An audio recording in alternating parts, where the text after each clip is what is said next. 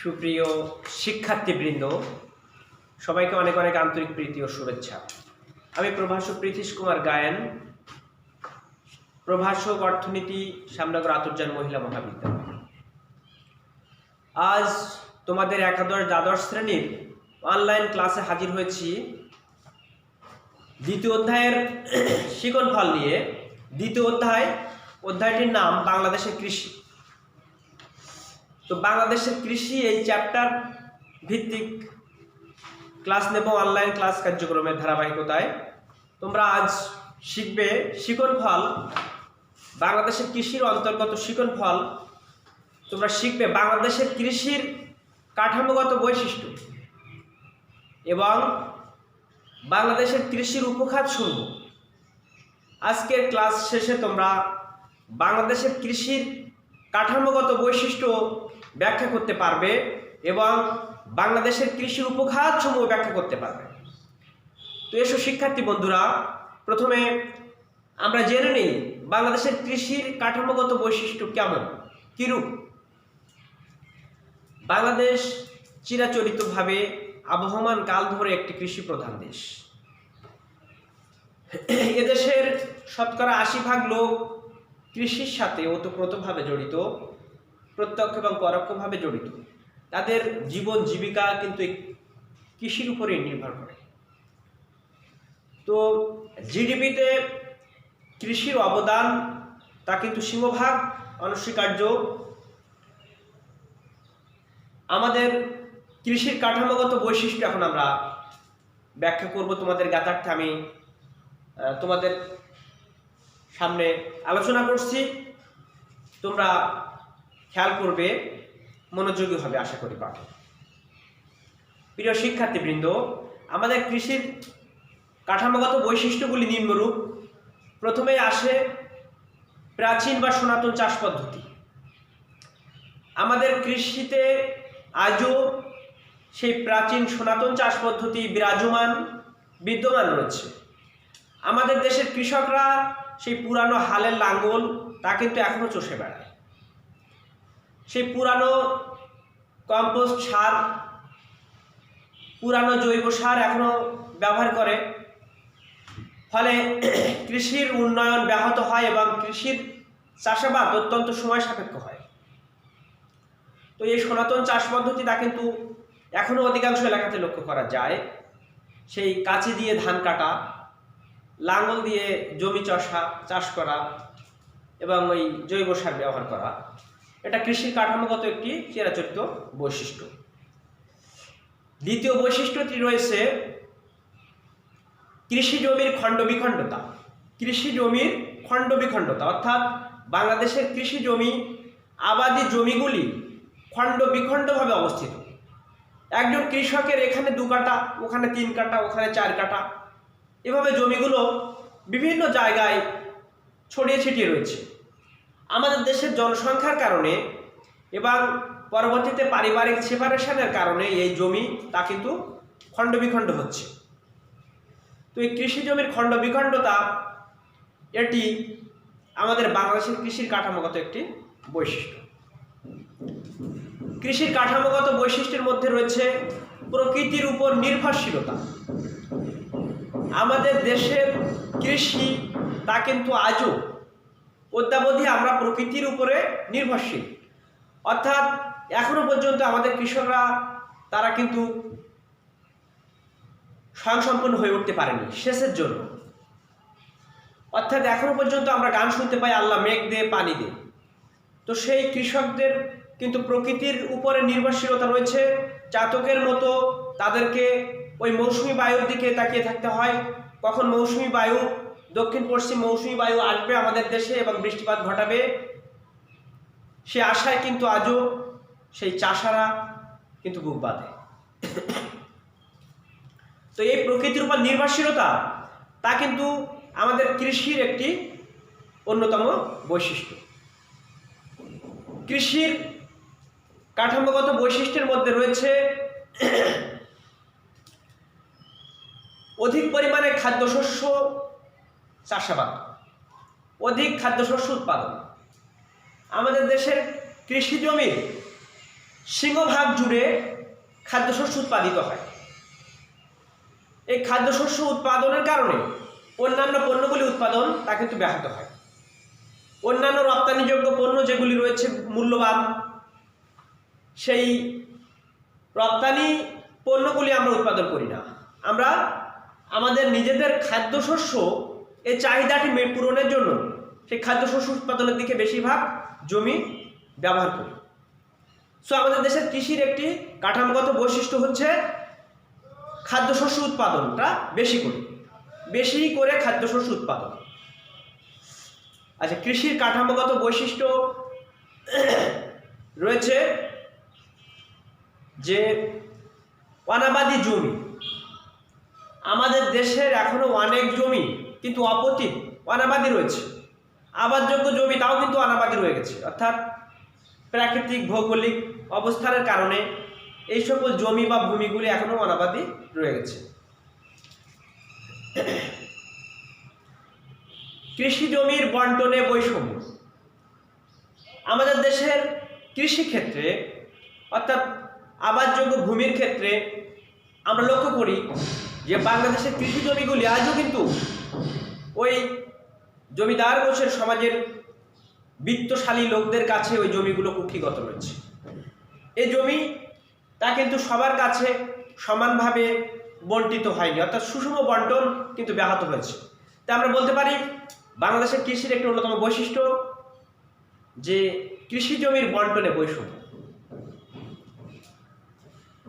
আমাদের কৃষির কাঠামোগত বৈশিষ্ট্য তা হচ্ছে বর্গাদারি প্রথা।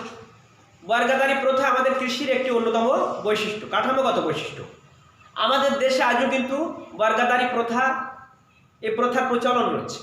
আমাদের কৃষকরা তারা কিন্তু আজও অন্যের জমি বর্গা নিয়ে চাষাবাদ করে।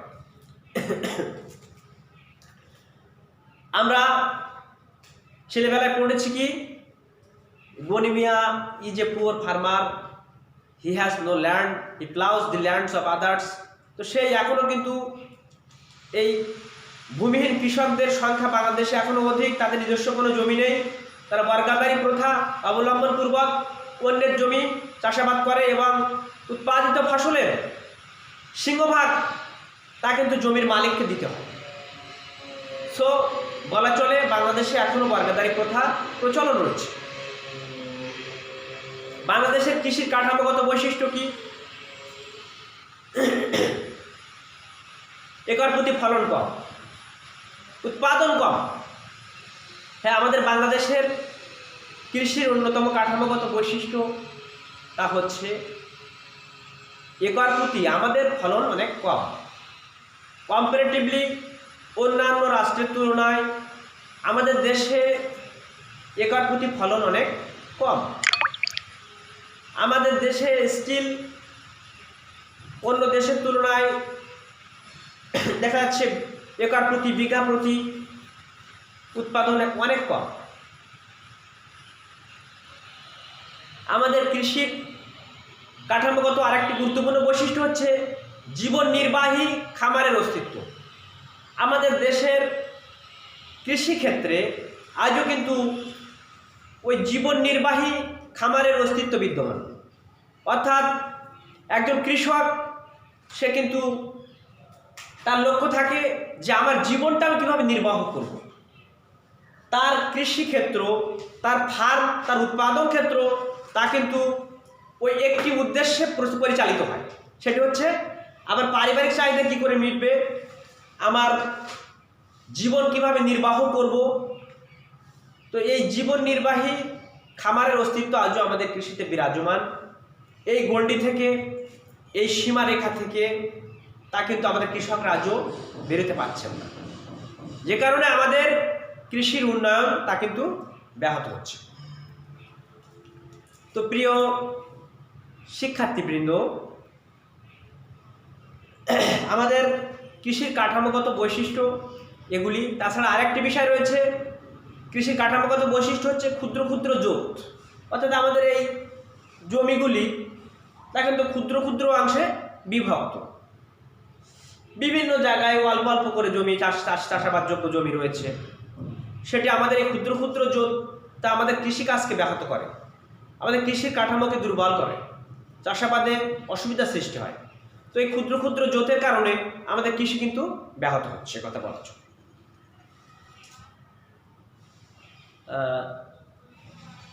তো সুপ্রিয় শিক্ষার্থীবৃন্দ, আরও একটি আমাদের কৃষির কাঠামোগত বৈশিষ্ট্য, তা হচ্ছে প্রান্তিক চাষ, প্রান্তিক চাষাবাদ, প্রান্তিক চাষি। আমাদের দেশে প্রান্তিক চাষির সংখ্যা কিন্তু অনেক। যে সকল কৃষকদের ভূমির পরিমাণ 0.5 একরের নিচে, বিলো 0.5 একর্স, তাদেরকে আমরা প্রান্তিক চাষি বলে থাকি। তো এই প্রান্তিক চাষিরা তারা কিন্তু আসলে অত্যন্ত হতদরিদ্র, তারা ভূমিহীন বলা চলে তাদেরকে। তারা কোনো রকমে নিজের ওইটুক জমি সহায় সম্বল নিয়ে তারা চাষাবাদ করে এবং অভাব অনটনে ভুগে থাকে। তো এই প্রান্তিক চাষির অস্তিত্ব বাংলাদেশে আজও লক্ষ্য করা যায়, আমাদের একটি কাঠামোগত বৈশিষ্ট্য। তো প্রিয় ছাত্রীরা, তোমরা আশা করি আমার ব্যাখ্যা থেকে বুঝতে পেরেছো বাংলাদেশের কৃষির কাঠামোগত বৈশিষ্ট্য। তো উপসংহারে বলা চলে, বাংলাদেশের কৃষির কাঠামোগত বৈশিষ্ট্যে আমরা দেখতে পাচ্ছি বেশ কিছু সমস্যা বিদ্যমান রয়েছে। বিশেষ করে প্রকৃতির উপর নির্ভরশীলতা, অধিক খাদ্যশস্য উৎপাদন, কৃষি জমির খণ্ড বিখণ্ডতা, এই যে সমস্যাগুলি, এই সমস্যাগুলি আমাদের বৈশিষ্ট্য। তো এই সমস্যা, এই সংকট নিরসনে আমাদেরকে এগিয়ে আসতে হবে। সরকারি নানামুখী, বাস্তবমুখী, গঠনমূলক পদক্ষেপে, ইতিবাচক পদক্ষেপের মাধ্যমে এই সমস্যার সমাধান করা যেতে পারে। তো আশা করি তোমরা উপরের আলোচনা থেকে বাংলাদেশের কৃষির এই গুরুত্বপূর্ণ কাঠামো বা বৈশিষ্ট্য তোমরা খেয়াল করেছ। আমাদের কৃষি তা কিন্তু আসলেই আজও অনুন্নত। কিছু কিছু এলাকাতে কৃষির আধুনিকায়ন ঘটেছে, অর্থাৎ কৃষির আধুনিকায়নের ফলে বৈজ্ঞানিক পদ্ধতিতে বিজ্ঞানভিত্তিক চাষাবাদ হচ্ছে। সেখানে ট্র্যাক্টর, কলের লাঙ্গল দিয়ে চাষাবাদ করা হচ্ছে, পাম্পে বা উন্নত সেচ ব্যবস্থার মাধ্যমে সেখানে সেচ প্রদান করা হচ্ছে। আবার নিষ্কাশনের জন্য রয়েছে সেখানে উন্নত ড্রেনেজ সিস্টেম। কীটনাশক, সার, রাসায়নিক সার এবং উন্নত উপসি জাতের, উন্নত ফলনশীল জাতের বীজ সেখানে ব্যবহৃত হচ্ছে।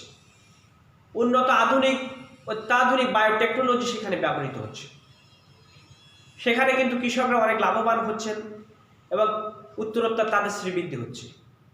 তো দেশের অর্থনীতিকে সুসংহত করতে হলে, স্বয়ংসম্পূর্ণ করতে হলে কৃষির উন্নয়ন ছাড়া তা কিন্তু সম্ভব নয়। আমরা লক্ষ্য করেছি ইউরোপে কৃষি বিপ্লবের পরবর্তীতে শিল্প বিপ্লব ঘটেছিল। কৃষির উন্নয়ন ছাড়া কিন্তু শিল্পের উন্নয়ন সম্ভব নয়, আর শিল্পের উন্নয়ন ছাড়া কিন্তু রাষ্ট্রের সার্বিক উন্নয়ন, অর্থনৈতিক উন্নয়ন তা কিন্তু আদৌ সম্ভব নয়। তাই আমাদেরকে আধুনিক চাষাবাদ পদ্ধতিতে চাষাবাদ করতে হবে এবং বাংলাদেশের অর্থনীতিকে সুসংহত করে সুন্দরভাবে এগিয়ে নিয়ে যেতে হবে। প্রিয় শিক্ষার্থী বন্ধুরা, এসো আমরা এখন বাংলাদেশের কৃষির উপখাত সম্বন্ধে জ্ঞান লাভ করি। এটিও একটি শিকড়ফল। It is also a question that বাংলাদেশের কৃষির উপখাত সমূহ কী? বাংলাদেশের কৃষির উপখাত সমূহ কী কী? বাংলাদেশের কৃষির কিন্তু অনেক উপখাত রয়েছে। তো এই উপখাত সমূহ সম্পর্কে তোমরা এখন জানতে পারবে। এটা একটি ইম্পর্টেন্ট কোশ্চেন। বাংলাদেশ একটি কৃষি প্রধান দেশ। মূলত আমাদের জিডিপির প্রায় 40% কৃষি খাতের অবদান রয়েছে জিডিপিতে। এই 40% তা কিন্তু কৃষি থেকে আসে। কৃষি থেকে আমরা আমাদের জীবন ধারণের মূল্যবান জীবনপ্রদ খাদ্য পেয়ে থাকি। কৃষিজাত পণ্য আমরা শিল্পের কাঁচামাল হিসেবে ব্যবহার করি, আবার কৃষিজাত পণ্য আমরা বিদেশে রপ্তানি করি। সো কৃষি ছাড়া আমরা ভাবতেই পারি। এই কৃষি তা কিন্তু কয়েকটি উপখাতে বিভক্ত। কৃষির উপখাত মূলত আমাদের দেশীয় প্রেক্ষাপটে চারটি। এক হচ্ছে শস্য শাকসবজি, দুই হচ্ছে প্রাণী সম্পদ, নাম্বার 3 হচ্ছে বনজ সম্পদ, অতঃপর নাম্বার 4 হচ্ছে মৎস্য সম্পদ।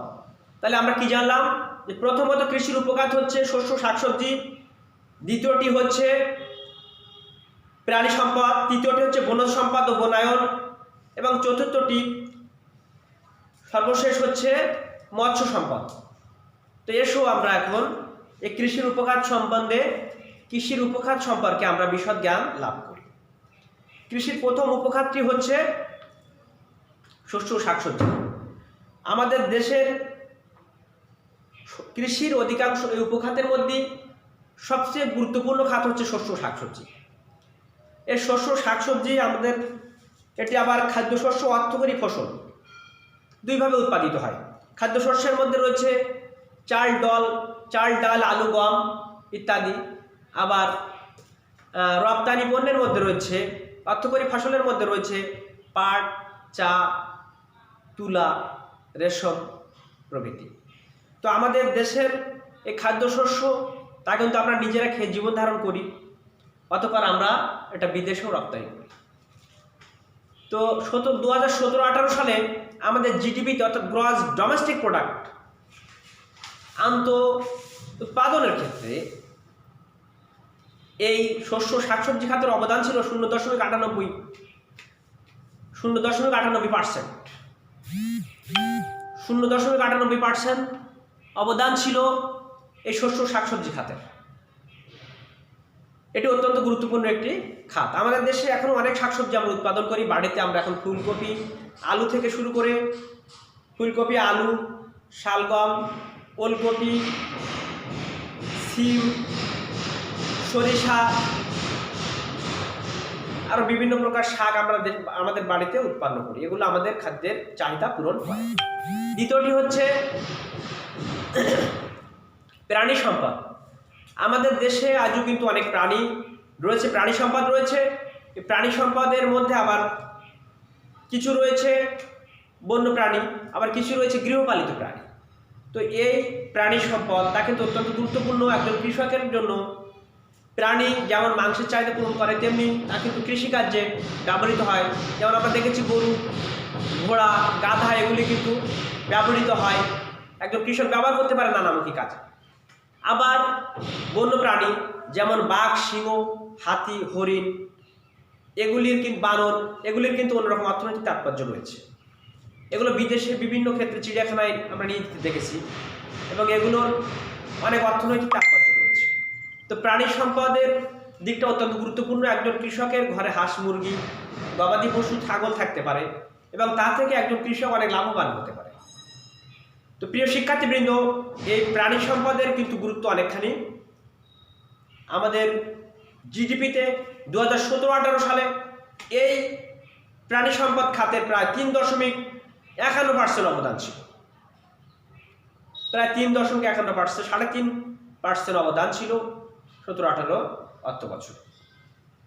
অতঃপর 3 নম্বর উপখাতটি আসছে, সেটি হচ্ছে বনজ সম্পদ বা বনায়ন। এই বনজ সম্পদের অন্তর্ভুক্ত হচ্ছে আমাদের বনের গাছপালা। বাড়িতে আমরা যে বিভিন্ন প্রকার গাছ লাগিয়ে থাকি, বৃক্ষরোপণ করে থাকি। তো এই tree plantation is very important in our economy. এই বনভূমি, এই ফরেস্ট তা কিন্তু আমাদেরকে অনেক দিক থেকে গরিয়ান করেছে। আমাদের সুন্দরবন, যেটির আয়তন 5575 বর্গ কিলোমিটার, এটি বিশ্বের সর্বশ্রেষ্ঠ সর্ববৃহৎ ম্যানগ্রোভ ফরেস্ট অর্থাৎ লবণাক্ত বনভূমি। এটি কিন্তু বিশ্বের আবহাওয়া প্রকৃতিতে এর ক্লাইমেট চেঞ্জের ক্ষেত্রে এর কিন্তু গুরুত্বপূর্ণ তাৎপর্য এবং প্রভাব রয়েছে।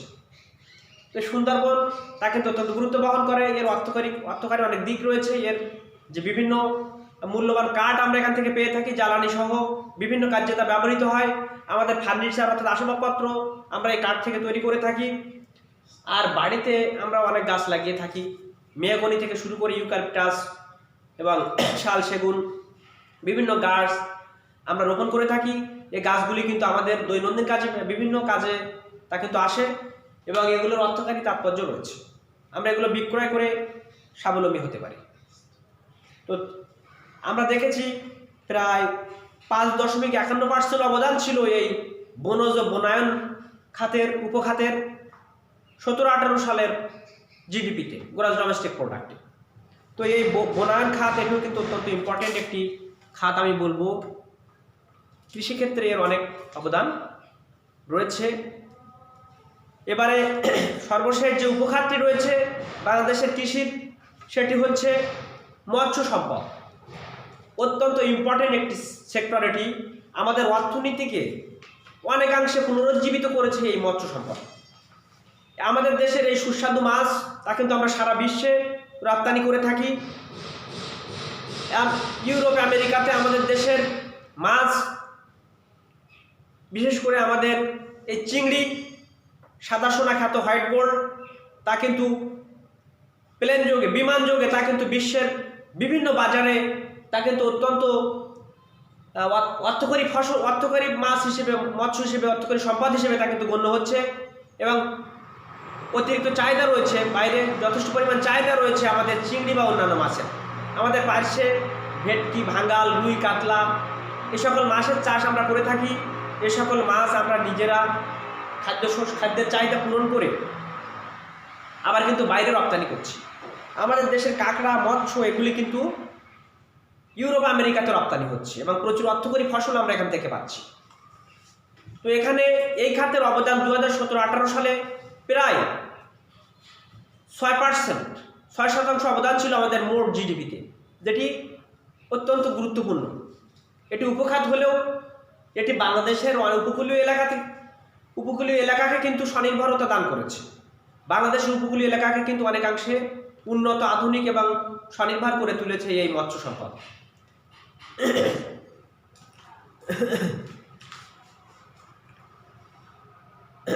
আমাদের দেশের এখনো দেখা যাচ্ছে কৃষকদের মাঝে এখন এই স্লোগান দেখা যায়, করবো মোরা মাছ চাষ, থাকবো সুখে 12 মাস। তো এই মাছ চাষ, এই মৎস্য সম্পদ, এই উপখাতটি তা কিন্তু যথেষ্ট গুরুত্বপূর্ণ এবং আমাদের মোট জিডিপিতে এর অবদান অনেকাংশে রয়েছে। আমাদের অর্থনৈতিক পুনরুজ্জীবনের ক্ষেত্রে, অর্থনৈতিক পুনরুত্থানের ক্ষেত্রে, অর্থনৈতিক স্বনির্ভরতার ক্ষেত্রে এই মৎস্য উপখাতটি যথেষ্ট গুরুত্ব বহন করে, এর তাৎপর্য রয়েছে। তো আমরা সকলে এই উপখাতগুলির উন্নয়নে এগিয়ে আসব। আমাদের বাংলাদেশ আজও উন্নয়নশীল একটি দেশ।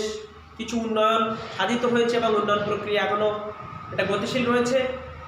আমরা আশা করি অর্থনৈতিকভাবে স্বনির্ভরতা অর্জন করতে পারবো যদি আমরা আমাদের এই উপখাতগুলির উন্নয়ন ঘটাতে পারি, সার্বিক কৃষির উন্নয়ন ঘটাতে পারি। তাহলে আমাদের দেশের অর্থনৈতিক উন্নয়ন অনেকাংশে সাধিত হবে, অর্থনৈতিক উন্নয়ন ঘটবে, এ কথা বলতে পারি। আমাদের প্রত্যেককে কৃষির উন্নয়নে এগিয়ে আসতে হবে। কৃষির উন্নয়নে যখন আমরা এগিয়ে আসবো তখনই আমাদের অর্থনৈতিক উন্নয়ন সংগঠিত হবে। তো প্রিয় শিক্ষার্থীবৃন্দ, প্রিয় ছাত্রীরা, তোমাদেরকে অনেক শুভেচ্ছা। আর তোমরা আমাদের সাথে সংযুক্ত থাকবে, আমাদের নিত্য নতুন ক্লাসগুলি তোমরা খেয়াল করবে। এই আহ্বান তোমাদের কাছে। এখনও করোনা পরিস্থিতির বিশেষ উন্নয়ন ঘটেনি। টিকা প্রদান সবই ইউরোপ, আমেরিকাতে শুরু হয়েছে। আমাদের দেশে এখনও টিকা আসেনি, আসবে খুব শীঘ্র আমরা আশা করি। তো এই কোভিড-19 পরিস্থিতিকে তোমরা যথাযথভাবে ফেস করবে, মোকাবেলা করবে, এ কামনা। শারীরিক সামাজিক দূরত্ব বজায় রেখে চলবে আর ভালো থাকবে, সুস্থ থাকবে। আর গৃহের মধ্যে তোমাদের অধ্যাবসায় তা তোমরা চালু রাখবে, পড়াশোনায় মনোযোগী হবে, পাঠে ক্লাসে মনোযোগী হবে, এই আশাবাদ ব্যক্ত করে তোমাদেরকে অনেক শুভেচ্ছা জ্ঞাপন করে আজকের এই অর্থনীতি দ্বিতীয় পত্র ক্লাস থেকে, একাদশ দ্বাদশ শ্রেণীর অর্থনীতি দ্বিতীয় পত্র ক্লাস থেকে আমি বিদায় নিচ্ছি। সবাইকে অনেক অনেক ধন্যবাদ।